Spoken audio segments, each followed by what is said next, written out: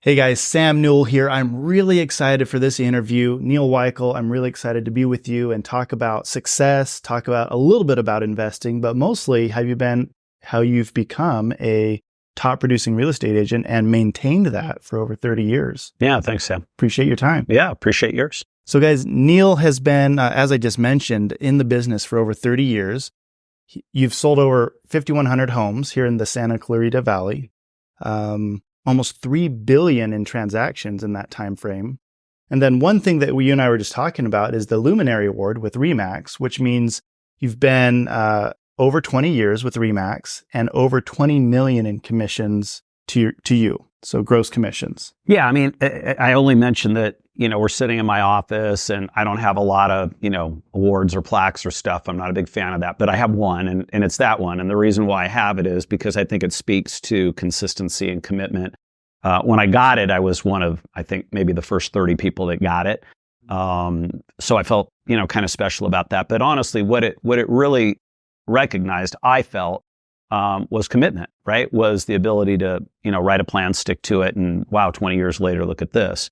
And, I'm proud of that because I think it's really one of the most important qualities that any business person can have is the ability to be consistent and keep moving in a forward direction.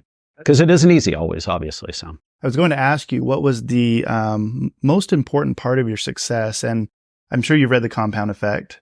And you and I were just talking about that a little bit off camera. And, a lot of people jump from career to career, or even asset class in the investment world. They'll say, man, multifamily's tough. Let me jump to storage units.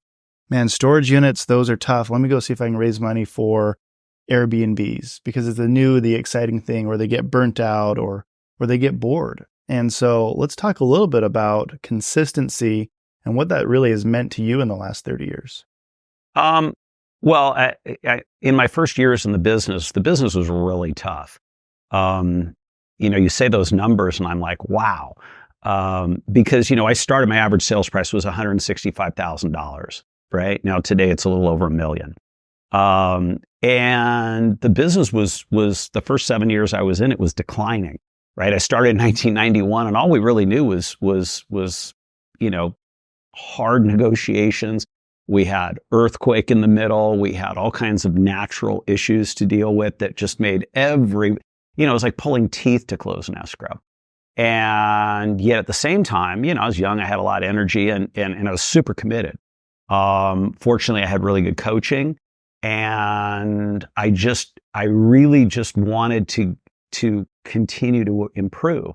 And then all of a sudden the market changed, right? Through no, great action on my part, obviously. And I mean, we just took off. I went from doing like 90 transactions to 110 to 150 to 190 to 220. Wow. And yeah, because I was just doing the same stuff. The market was just better. Yeah. And of course, prices were going up. So we were making a lot more money, which was fun. And I was doing it with a really, really small group. There was 4 of us. And, then at a certain point, I just said, okay, I need to stop being so miserly and hire some more people and, take it easier on myself. But that commitment to every year writing a plan and trying to improve on it, that really continued all the way to 2007 when, the world just pretty much cratered on me. Yep. And, we all remember that. So absolutely. Well, and take us back to, getting to 90 transactions alone in a year. If you're in direct sales, typically those first big jumps are the hardest. Going from 90 to 110, probably just tweaked a few things. But talk to me about the consistency to get from your first year in real estate to get to doing 90 a year in the first few years. What are some of the habits or things that you had to be consistent at, and what was your mindset then? Yeah, honestly, Sam, and you could talk to lots of great real estate people, and they probably have much more exciting stories than I do. I was really committed to work. Yeah. Which, isn't that glamorous or probably not what people want to hear. But we work in an industry that's always looking for the next, Mike Ferry would say the next magic formula. I would call it the shiny penny, whatever it is. Right now, this morning, I stand at that desk and I make phone calls to people about buying and selling homes. Now, at this point in my career, I'm hoping to transition out of doing that. But the market is so tough right now. It's so locked up. Yeah. If I don't do that, then everybody here as part of the Neal Weichel Group isn't going to have the results they need. So what was I doing then? I was on the phone every morning at 8:15 calling expireds, right? In the 90s, we had lots of them. Yeah. I was working with buyers on, we'd write offers on short sales or foreclosures, except sometimes, just like we're doing now, multiple times before you got something through. But I think people know when you're in the service business, and obviously we are, people know when you're putting them first. Like if I would tell a buyer, you know what, let's not buy that home. There's reason we can do better than that. Or let's turn down this counteroffer. Those people were like, wow, this guy cares about me more than a commission. And again, that doesn't make me special. It means that I have the right attitude about service. Lots of people in our industry do. And I can tell you when they do, they're always the top agents in their company. They always put their client before themselves. Right. So you said a few things there, two things that really stuck out to me. And in my last couple interviews with top producers like yourself, serving the clientele has been huge. That's been a recurring theme that very different businesses. I mean, you have a very different business than the last person I interviewed and the last person before that, but, and in different fields actually, but you are obsessive about putting the client first and the results show. That's one thing that I'm working on personally with my company, the people that I've hired. They say, well, can't we just send this client a text or just no, it's got to be professional looking, design it nice. We want these people to feel like we actually care. Anything we can do to make you feel like, because we do care. But tell me a little bit about that. I want to get back to standing at the phone, boring, repetitious boredom, as Mike says. But talk to me a little bit about what you've learned, or maybe an example of, okay, I've got to take my customer service to the next level. Well, I could give you lots of examples, but I think one of the things that I think is worth commenting on is technology has already obviously changed our business, right? And it's done so in so many fun ways. Like when I talk to, the people that work on my team are all 43 or younger. Mm-hmm. Okay, I'm 60. I just turned 60, right? And they live in a world where they've always had email, basically. Right? Mm-hmm. It's not how we started. Yeah. We were excited when fax machines came out and you didn't have to present every offer in person, right? From a efficiency point of view, it was fantastic, just like email is, right? Yeah. Same with texting, same with cell phones, and obviously the internet's changed everything. Now, here's the point. We're in the people business. Mm-hmm. People like to talk to people. They like to look at people. They like to watch how they communicate. They want to know that they're listening to them, that they're writing down what they're saying so they can deliver what the client is asking. But you can't do those things relying on technology. Now, I'll do a video and 6,000 people will see it, and I love it because I can touch all those people. But if I don't talk to them individually about their personal specific needs, we are in the service business, right? Mm-hmm. I don't sell football helmets, right? I don't make furniture, okay? I don't sell cars. I sell service. That's what I do. And if I don't deliver really, really service where people know that we care, personal, we're not going to, it is personal for sure, but it's also the fact that you're not just trying to get off the phone really quick. You're not ducking the difficult phone call. We've had a really choppy last 9 months in real estate. As soon as we get bad news, and the minute it happens, we call. Now you can follow up and send the email, sorry, we're canceling or whatever it is, but you have to call. And I will tell you in our industry, that's become the exception. People do not get on the phone and talk to their people. And it's a mistake. Yeah. Why is it so important? Why is it a mistake? Because it tells the client you care. You're going to text them that their deal just fell apart. You're going to text them that the agent decided not to respond to the counteroffer. You're going to text them that they need a price reduction.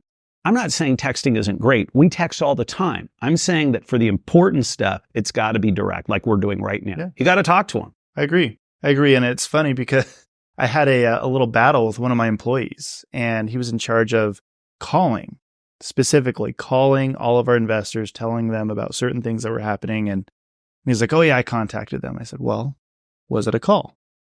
Well, no, I texted them. It's fine. And that was his response multiple weeks in a row. And I said, well, I've asked you to call. Do you understand why I've asked you to call? How old is he? 23. There you go. And I said, and actually, I asked you to stand up and call them. So you have energy. So you sound like you're into the conversation. And And you could tell it did not compute in his head. And I said, let's put it this way. You only have a job with me if you stand up and call these people and you record all of your calls.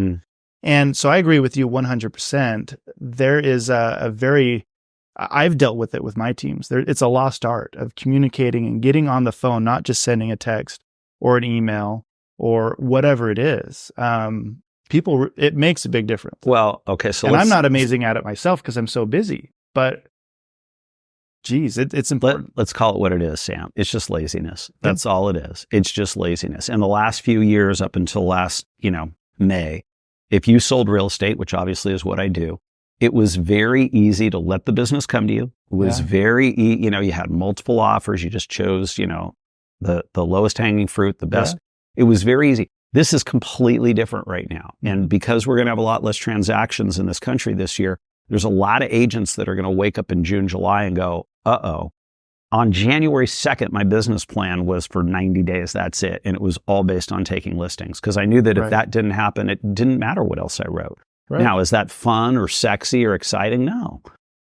But I'm smart enough about this business that I know right from wrong and I know what works and what doesn't work. Right. And it's definitely a lot of the new stuff. We have completely revamped social, digital marketing. We just changed website carriers solely because of all the Google pay-per-click we're doing. I mean, this is like French to me. Wow. Right? Yeah. But we did it because I know that has to be part, not only part of what we do to deliver to the client. Right? Yeah, and if I'm not, ahead of the game, I'm left behind and I'm not at this point still not, willing to accept that. I'm not going to just, fade off into the sunset. So. Yeah. And one thing that I talked about with our good friend Ed Kaminsky last night is, yes, there's consistency. Yes, he has this desire to really take care of his clients.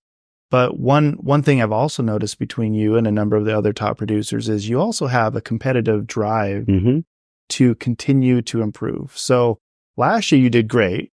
In 2021, that was pretty easy to make some great money. Biggest year we ever had by far. How big was it? Just about $5 million in gross commission. Wow. That's huge. Yeah. And now, do you have an idea what you're going to gross this year? It'll probably be very similar to last year. The numbers are higher, but I actually expect the price point to be a little lower. So it'll be about 4.2. Okay. Yeah. So what is that, like a 20%, 18% drop? Last year was 4.1. I expect this year to be 4.2. Okay. So the market's changing for sure. And you see a lot of these people that are lazy, they don't get on the phone, or they're used to not having to get on the phone, or they're young and they think texting works for everything. Let's talk about the consistency of standing there at your computer behind me and getting on the phone every single day. I did it for not nearly as long as you have. I did it for 7 years to build my business to 110 transactions a year. But there were so many agents that started with me that lasted 6 months to a year. And the joke that my broker had is, in the next 6 months when they would have really started seeing results, they'll already be out of the business. Yeah. So you've been doing it for 30 now. Have you been prospecting that whole 30 years standing and calling? The answer to that is yes. Now let's be candid, because there's no reason, blowing smoke here. I do not prospect the way I used to because the people I'm talking to are different. It's a lot more past client center of influence than is, frankly, for 2 years, we didn't have expireds and canceleds. I was calling them yesterday simply because we had some. We have literally 3 buy owners in our valley right now. We don't have a lot of for sale buy owners, but there's other things to do to generate, calls and we all know what they are. And so, every day I'm typically good for 90 minutes to 2 hours of that. Then there's all the other stuff, right? There's the lead follow-up and the pre-qualling and all the stuff that's a production-based activity. Right. I have to be in production-based activities for the simple reason that if I don't, then the 4 people that are under me now they're not busy enough. Right. I mean, right now they're not busy enough, right? And that's not unique to me. That's true for a lot of team leaders right now. And we got to figure out what it's going to take because there will be less transactions this year through normal economic, reasons why. Yeah. And so we've got to figure out, what we're willing to accept and what we're not willing to accept. And I think when most people, at the end of the day, everybody has like something inside them. And it could be like, oh my gosh, I'm 35 pounds overweight. That's it. Right. And I'm going to do X and Y and Z. And you watch and they do it. Oh my gosh, I've got this habit. I really need to give it up. And they do. The same is true in business, Mhm. right?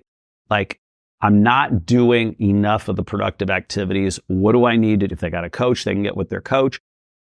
Sometimes you just got to get with yourself and go, I got to rewrite my schedule. My schedule Absolutely. doesn't have enough time in it. So, like you asked how I started or how did I create, my first full year in the business, I was the number 2 agent in this valley. Wow. And this was, it was about 1,000 agents at the time. And I remember I put something out there that said number 2 agent. And a couple of the agents that thought not a chance came over and like literally looked at my numbers. And then as soon as they saw them go, that was the end of the conversation. Yeah. And I tell you that story only because I couldn't believe it either. I'm like, you've been selling real estate in this valley for 15 years. I didn't even grow up here. I just started last year and already I'm here. What the hell are you doing? Yeah. Like, what are you doing all day? Right? Because I came from a sales background where if you didn't get on the phone and make calls every day and go on appointments and talk to your customers, you get fired. It's easy when you have that kind of background to just apply it to real estate and look what happens. So I guess the point I'm making is internally, I wouldn't have felt right about me if I didn't have a production-based schedule that allowed me to do all that stuff. Now, the beauty you asked about prospecting is after a certain time, I didn't need to work that hard anymore. Yeah. I didn't need to work on weekends. I didn't need to do open houses anymore. I didn't need to do all these things that allowed me to, okay, I got 3 kids now. Let's figure out a way to have a little bit more balance, because otherwise by the time I'm 40, I'm going to spontaneously combust, right? Yeah. So anyway. And production solves a lot of problems. It creates freedom, frees up your time if you're willing to produce. And you can leverage your time. And that's really the growth over the last probably 15 years has been hiring great people, some of which you met, and letting them do the stuff that frankly I'm either not very good at, and there's plenty of that, or not interested in. Right. And what I'm interested in doing now is like that big in terms of real estate. Yeah. And, I hired a business coach last year. I'm sure you've heard of EOS. Of course. And getting the right person on the bus and then in the right seat. Yeah. And I won't spend too much time on that, but we did a company analysis, and there was 4 of us at the time. Since then, we've added 4 more full-time and 2 part-time. And I was in every seat on the bus. And I definitely should not have been in a few of them. And I definitely didn't like doing a few of them. I think I probably told you shouldn't have been in some of those seats along the way too. I think a few of you have mentioned, Sam, what are you doing? Yeah. Which I'm grateful for. And we always need friends and clients and business partners to help us have a little wake up call. But it was out of necessity, and now we've grown and it's going a lot better. But the money making activities, if we let's leave my business alone, because we have very specific roles for employees. But as a real estate agent, you kind of have to wear the shoes of everyone when you're new. And I think that's what a lot of people get lost in is I've got to do the social media post. I've got to go, I got to do the continuing education. But when it really breaks down, or when you break it down, I need to find new clients. So I need to prospect. I need to follow up. I need to negotiate contracts, and I need to go on appointments. So those are really, in my business, the only 4 money-making activities that I focused on. What are the money-making activities you focus on every day? Is it 4? Is it 5? No, I mean, that's it. And they have to be done in the morning, and everybody says it. I've never been to, whether it be a seminar or listen to a speaker or whatever, where they don't say, make all your calls at 4 in the afternoon, because that's the best time. It isn't. The best time is honestly 8 in the morning, 8:30 in the morning. You get it all. It's the same thing in the gym. I'm in the gym at 4:30 now. So you get up at 4:30 in the morning, you go to the gym. Yep. Because at this point, you're I have a coach for this, by the way. So every day, it's the easy. I'd have been a great soldier. If you say do X and Y and Z and it's there and it's on my phone and I just it's a perverse thrill to check off the little boxes, right? I love that. Yeah. Well, human being, you got to be honest with yourself about what motivates you. I'm really clear on what motivates me. If everything is laid out for me and I don't have to think about, it's like eating. I hate to think about what I'm going to eat. My wife and I are like, oh God, please don't have this conversation with me, honey. Just whatever. Just whatever you want to do is fine. I don't want to think about those things. I want to think about other things. So I start early and get that done. And then, I lay out my day and I go through my schedule, and then I get all my calls and my lead follow-up done. And then, there's people here that I have to meet with or things I have to do. People make the mistake of you just talked about things like a social media post or continuing education. Okay, fine. like I'm going to do those last. Yeah. And when I absolutely have to, like I've got a guy, basically he's an accountability guy. He's my social media guy who I hired about a year ago. And he's going to say, Neal, this Monday, you're going to do a video on this. And I'll do it because Ray told me to do it. Right. That's the more I have that in my life, the easier my life is. Yeah. Honestly, when I don't have to think about stuff, it's like Steve Jobs wearing the same shirt and pants every day. He needed to think about other things that actually made him money. It's a perfect example. The less you have to think about, now I'm not going to do that because, that's not how I roll. But I think it's a perfect example of what we're talking about, right? And everybody has them. It could be anything. But time blocking, having a very specific schedule. So when I got in the business, 6 months, I sold one house with a broker. And I was like, what the hell is going on? I have no systems, no training. I know there's people that have done this way better than me at high volume. And I went to my new broker and I said, is there some type of system I can follow? I know people have done it before me. I just monkey see, monkey do. I just want to do exactly what they've done to sell 100 homes a year. And it was funny. He pulled out Mike Ferry's 90-day production plan and slapped it on the desk. And he said, you follow this, you'll make 100,000 this year. And I made 70, but I was in school. So I was part-time real estate. Sure. And that was amazing to me because it actually had a schedule. It said, wake up, do your affirmations, go to the gym, role play. And I was in the office cold calling by 8 a.m., role playing by 7 a.m. So very similar. And I think that's what a lot of people don't see and that they don't really want to do to get success, to achieve success, is they see these people with all this massive success. They don't realize that Neal's getting up and getting to the gym by 4:30. They don't realize that I was in the office before 7 a.m. or it cost me $1,000. My broker had a check for $1,000. That'll work. It worked because and sometimes I didn't have $1,000. I mean, my first 6 months in the business were tough. And so those are the habits that we wanted to talk about on this podcast. Is the consistency, the accountability, and behind the scenes, those are really the only things that mattered to me were getting to the office, making my calls, and everything else fell into place. The continuing education, the social media, I found time for eventually. But I think you see the reverse. A lot of people really don't want to jump on the phone because it's high rejection. I had some fun ones yesterday. Yeah? What'd you have? Well, because we have these digital leads now, and we just started this, right? So these are Google pay-per-click leads, and I have to understand them before I give them to my people, right? And say, okay, this guy wants to see this house or whatever. So I'm calling it, and these people are like, why the hell are you calling me? Like, how did you get my name and number? And the truth is, I don't know. I just know that, you put this house in, you were looking at it, and Sam, I'm just calling to see if we could help you with it. When you come from, you don't get a whole lot of, like hang up or angry or whatever. But the point is like, I'm trying to figure this out because this is new to me, right? This is new to me. It's not a Zillow lead where they're calling you. It's me calling them. And, I'm doing it simply because I'm trying to figure out, is this something that needs to be a big part of what we're doing? And the truth is I think it does. Even if only 1 out of 20 of them, this is what I'm told, probably 1 out of 20 will convert, then right now, there's not enough business going out there. That's exactly what I need. If I can get 100 of those calls in a week, and that's 4 or 5 more transactions, my gosh, I'd be the top agent in this company just doing that.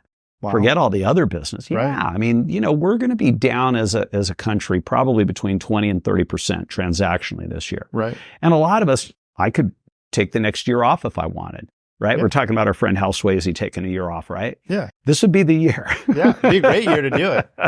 I just don't think, I'm just not there yet. Josh Barker, our friend, I think took a year off. And if you know what he's doing now, like the guy's a machine, right? And I'm not saying that's for everybody. I'm not saying everybody listening to this has to do that. What I am saying though, is you got to be honest with yourself. Like, what do you want to do and how are you going to do it? And ideally you block out the morning. And then if, you want to do different stuff in the afternoon, then have at it.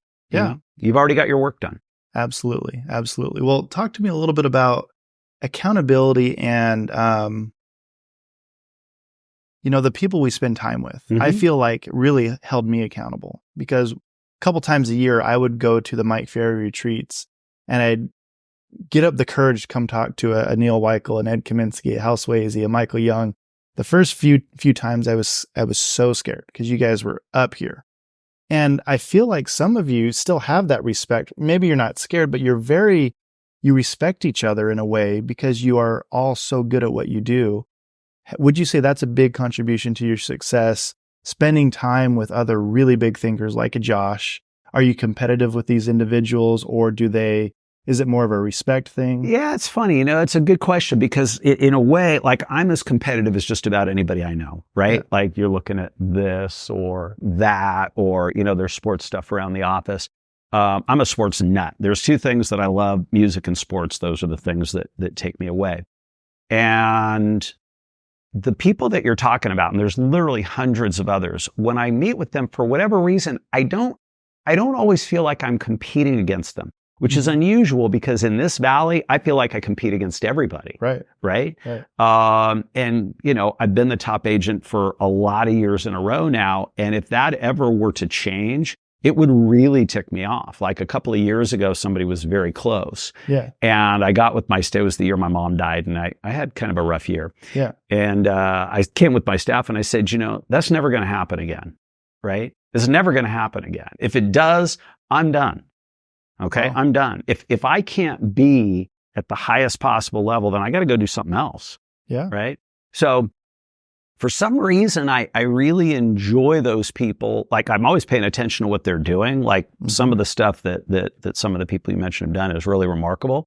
But I don't feel directly competing against them. Now, with that said, the beauty and the importance, there's two things that if I were listening to this, I would want to know, that I would write down and I would just accept, and for the rest of my life, I would never consider otherwise. Number one, what you listen to is everything. Okay. Right. What you put into your brain is everything. I don't watch the news. I don't want to hear about it. I'm not interested. Okay. A bank failed. Great. Give me the thumbnail sketch, what I need to know for my clients. That's it. Right. I don't want all the other extraneous garbage. Okay. Right. And who you associate with, who you hang out with. And I remember being at a retreat pretty early on, and I remember Mike saying to the audience, you're probably going to have to leave some people behind. I was new in the business. I was 3 years in the business. And man, it hit me right between here because I still, I was 30. I still had friends that were going out on weekends and, doing stuff they shouldn't have been doing. Right. Making mistakes in the way they conducted themselves with, their spouses. Some doing drugs, some, drinking to excess, it was all of the, hey man, we're having a good time. I'm not 20 anymore. Right. I mean, like I got kids, like when are you going to grow up? Yeah. And I had to say goodbye to some of those people. Yeah. And so who you associate with and what you listen to are just absolutely critical. So to your point, if I have somebody that I'm on the phone with at 5 a.m., if I've got a trainer at the gym at 5:30, if I've got a mastermind call at 6:30, if I've got an appointment with my staff on a Zoom call at 8:30, these are all things you can put into your schedule that keep you on track. Those are huge. Even without, it's not like the more little things like that you schedule, the more on track you're going to be and the less internally frustrated with yourself you're going to be because you don't know what to do and you're not doing it very productively. Right. Schedule all that stuff in and let all those nice people and appointments take you along for the ride. Absolutely. And the most simple way I've seen it put was when Mike drew it on a board. He drew two circles. He said, your brain literally is a math equation. And you have all these negatives naturally. That's why you don't watch the news, because that just adds more negatives. So you have frustrating clients, you have, whatever issues you have at home, whether it's stress or family issues, you have the people you work with. So you naturally have a lot of stress in your life, stress to produce. You have to purposely add positivity. And that's what hanging out with the masterminds that you're in. That's why you're on the calls. That's why you're listening to, I listen to audiobooks. I'm sure you do as well. Yeah. That's why you don't listen to the news. And because to produce at a high level and do it consistently, you have to consistently keep adding that positivity. You do. And I think what you just talked about is worth taking another minute on, and that's the word stress. We make the mistake in life, but especially in our business, because we work in a highly stressful business. We are dealing with people that are going through one of the most stressful experiences in their life, right? Death, divorce, moving. Okay. There's two kinds of stress, and we make the mistake of not acknowledging that. There is stress that's actually good stress. There's stress that gets you out of bed in the morning, that gets you excited about what you're going to do. Right? The ideas and goals and things that light you up internally. Then there's the stress that's damaging. Money worries, staff worries, client worries. And being able to understand that there's two different kinds and one is good and one is bad is really important, Sam. It's important to your mental health, and it's important to your ability to do this job. I think a main reason a lot of people don't do this job very well, or in fact even leave it, is because they don't know how to deal with the bad stress. And let's be honest, it can be really tough. Right now, there's a lot of stress in our industry because there's so much uncertainty. And yet, it's nothing those of us that have been doing this a while haven't seen before, even worse. So that perspective and of understanding it allows us to manage it, I think, a little better. Yeah, and Michael and I talked about that. Michael Young and I talked about this the other day. The most talented people don't necessarily do the best in this industry. It's the people that are okay dealing with the stressful situations, that can take on stress, or in my industry, are okay with the calculated risk of me putting up $500,000 to go buy a deal. And you've put up earnest money, and Michael Young's put up earnest money. That's a lot of stress. Can be, yeah. And that can be tough. And there's people that simply won't put themselves through that. Or when they're put in that situation, they don't know how to deal with it. And so what are a few of the things that you do to add positivity to your brain on a daily basis, monthly basis, yearly basis to help you combat that stress? Yeah, I mean, so here's the thing. The people that work with me here have, for the most part, been with me a long time. So they know like how I'm wired. So they shield me from a lot of the stuff that might create. Early on, I remember going to a coach and asking, kind of doing an analysis of why I was having trouble breaking through. And he goes, Neal, you take this way too personally. When something goes wrong, you take it too personally. He goes, I love the fact that you put your clients first on that, but you're taking this way too personally, and you're going to have to, honestly, it's my biggest weakness in the business. And it always has been. So it's part of the reason why I'm trying to transition, because I want this last part of my life to not have a lot of that in it. It was something I accepted. Like, I'm going to have to put up with waking up in 2 a.m. worrying about how I'm going to solve this problem because I'm going to make a lot of money and that's going to solve other problems for me. My brain's very logical that way. I could handle that. But if you think about, moving forward and staying positive, honestly, for me at this part, the single most important thing is physical conditioning. It's just feeling good every day, because a lot of people, I'm picking up the things, seeing people my age that are dying, and I'm like, wow, how did that happen? So if you feel good, my age are dying.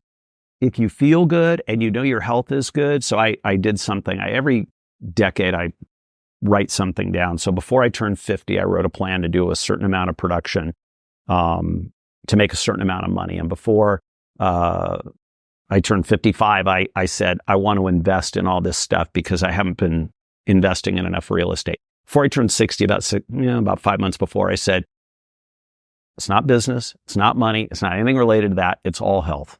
So I hired this guy and I just, in fact, at Michael Young's urging. And, it's really been game changing, right? Like, really? Yeah, for sure. Because you already played basketball quite often. You're already a pretty healthy guy. Right? Everybody thinks so, or thought so, because I'm trim and, I'm 6'2" and 175 pounds, right? But it wasn't a lot of muscle. And as you get older, if you don't have strength, like internal strength, not even just core strength, but literally strength all over, and my posture was lousy and all the rest of it. So the point I'm making is when you feel good, like you have a lot of energy and you feel good, change my diet, started taking these supplements, started weight training heavily, no basketball 3 times a week, only 1 time a week. That wasn't, in the plan. Yeah. So all of that really helps. So that, and, I don't listen to, like, if I'm cheating, whether it be, with what I put into my brain, it's always sports. It's never anything news or anything that would be negative. I get so much stuff, that I follow that's positive and mindset oriented. I'm inundated with it. Right. So, whether it's friends sending it to me or stuff that I follow, like on Twitter that, I want to read because it's valuable.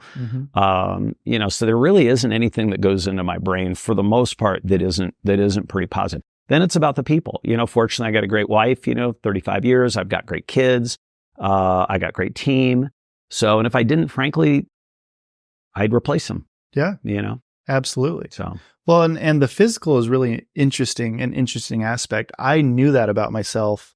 And until my Mike Ferry coach said, hey, you're struggling in the morning.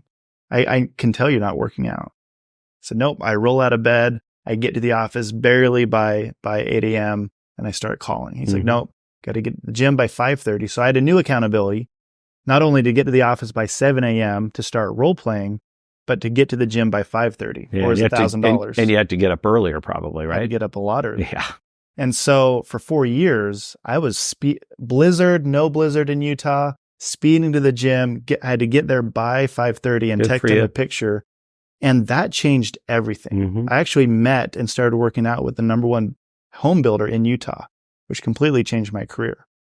I would have never had that opportunity. Not to mention I felt way better. And there you go. And so huge differences. And let's fast forward to 2020. Not to get too personal, but my ex-wife walked out on me and the kids. High stress, crazy amount of worry for the kids.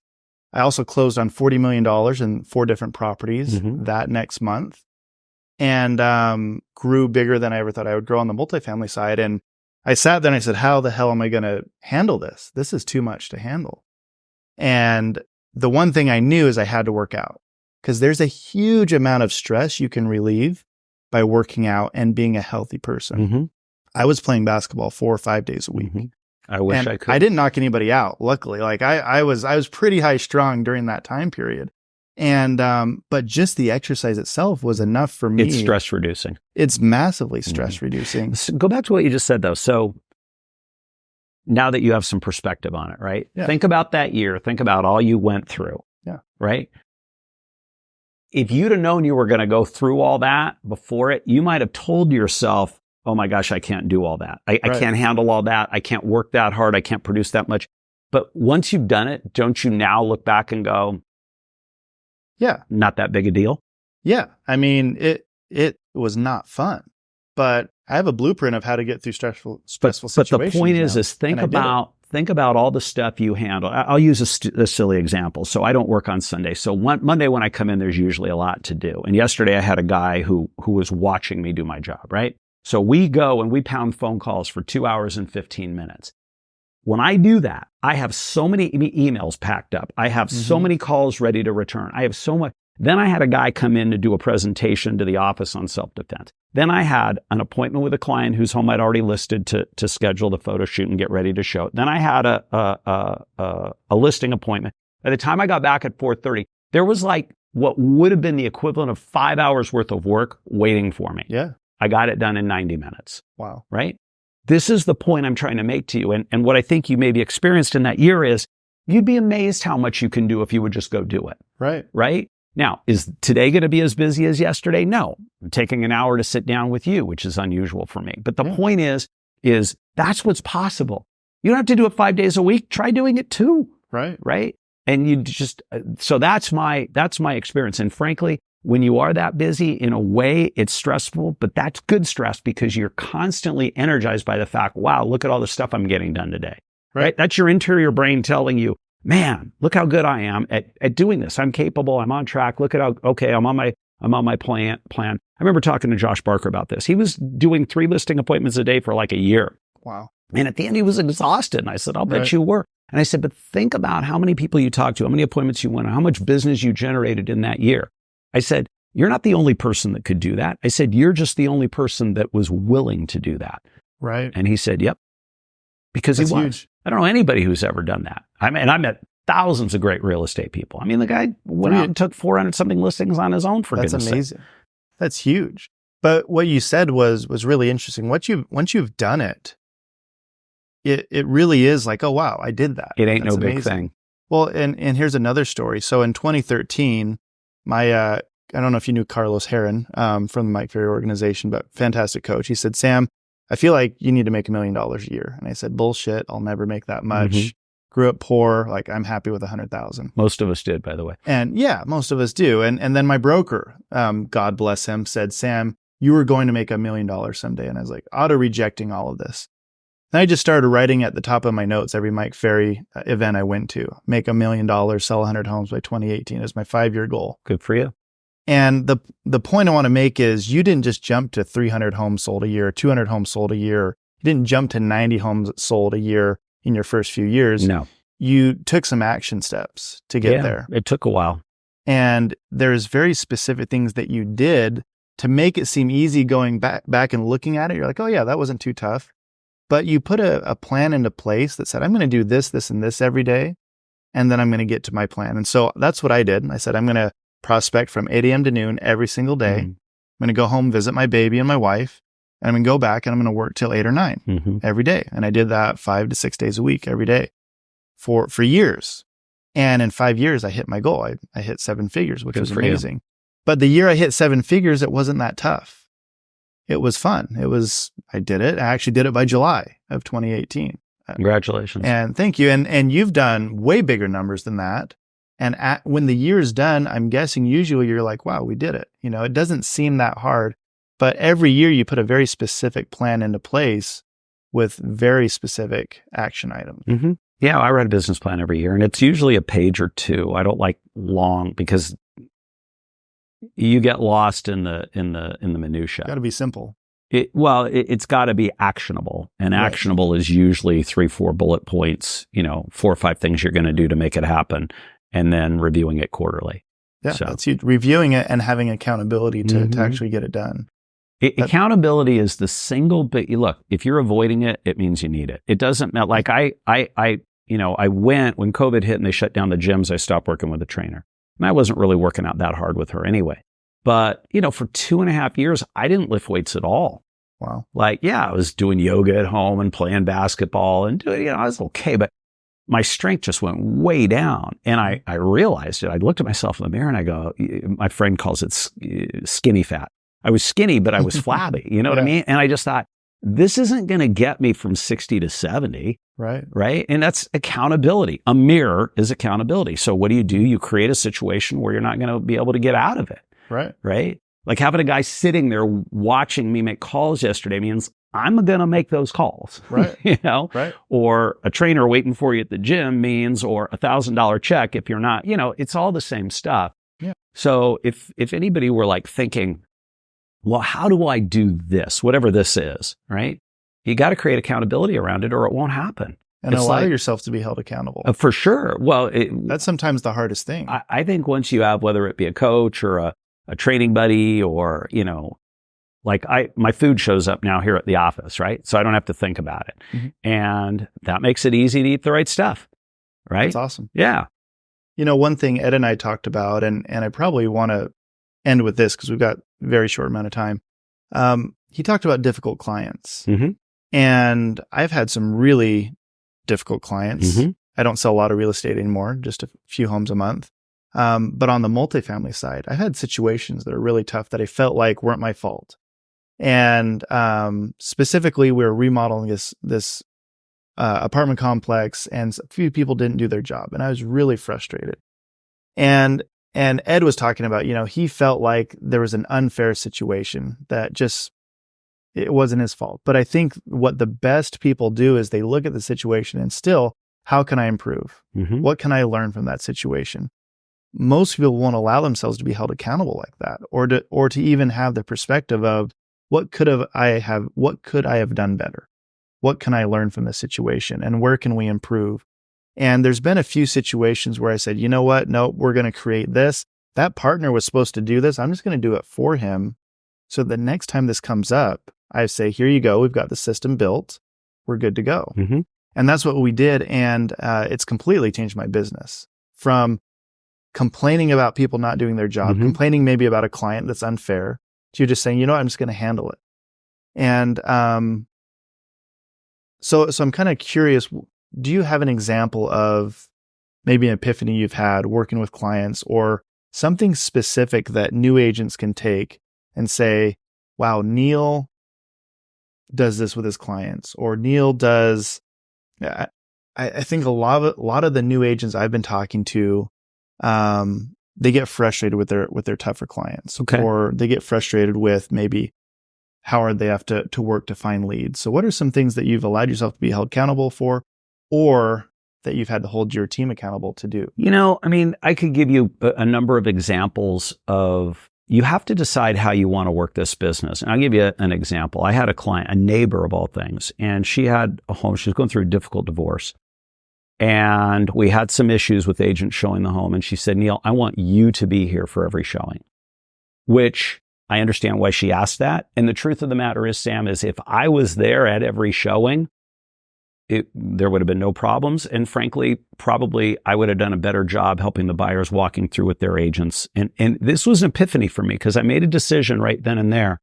I said, you know what? I'm afraid I have to give you the listing back. And I told her, you're not wrong to request this. It's just the way my business is structured. I don't want to miss showings. Like, could I be here some of the time? Sure, I could be. But I'm not going to be able to commit to be here all the time. And you're asking for me specifically, not somebody on my team, not somebody that I could show. And so we do this with some of our high-end properties.